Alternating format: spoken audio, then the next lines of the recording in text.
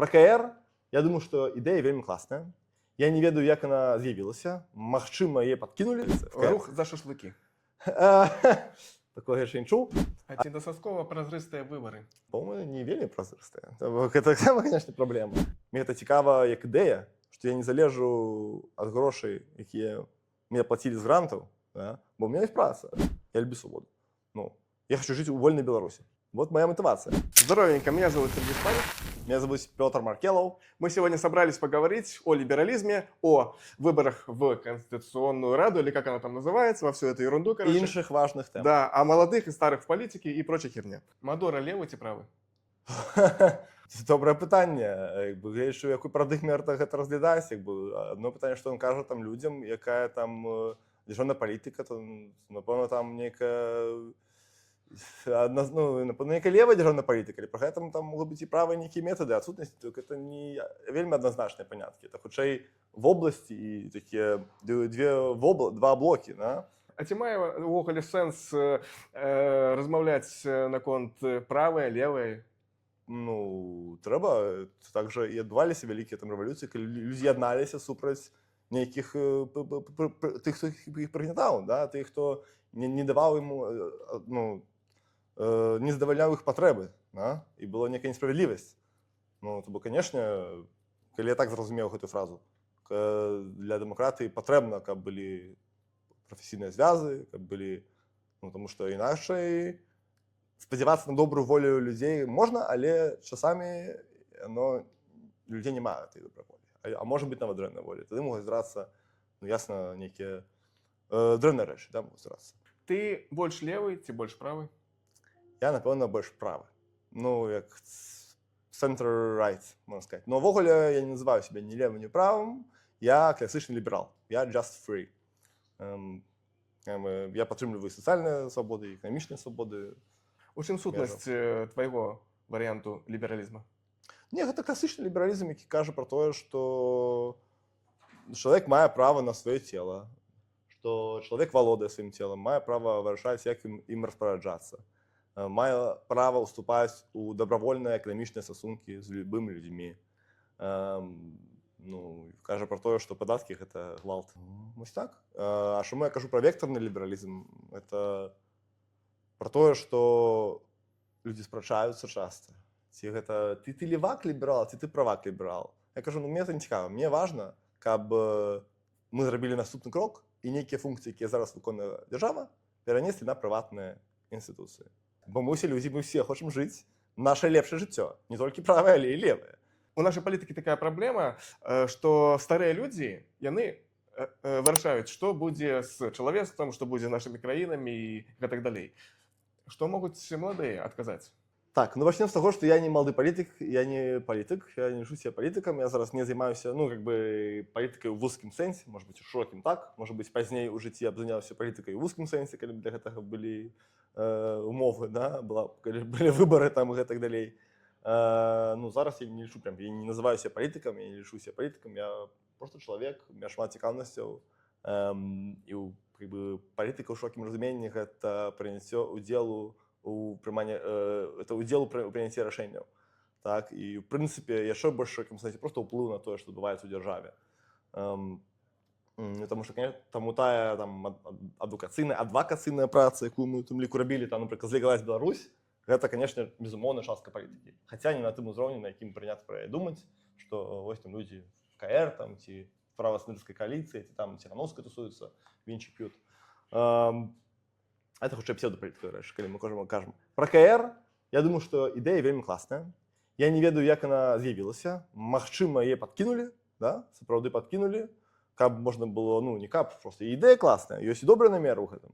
Але таксама, ну, калі гэта ідэя падкідваецца, ясна, там, Еўракамісіяй, Еўропай ці Штатамі, то, значыць, што это будзе падкантрольны орган, да? То іх свае агенты, і, ну, да, натуральна, людзі, якія атрымоўваюць грошы праз гранты нейкія, то гэта не зусім ужо тады сапраўдная КР. Ну, на жаль, у нас так вельмі часта адбываецца.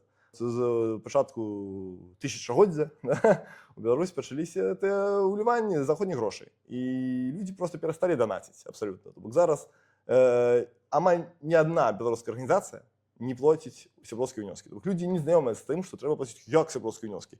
А вот мы, дарэчы, на днях прынялі ў моладзевым блоку рэшце пасля 6 год рэшце прынялі сяброўскія ўнёскі. Пакуль што 1 еўра на месяц, але ну гэта такі пачатак, будзем пашыраць это, і это абсалютна іншая дынаміка, абсалютна іншая.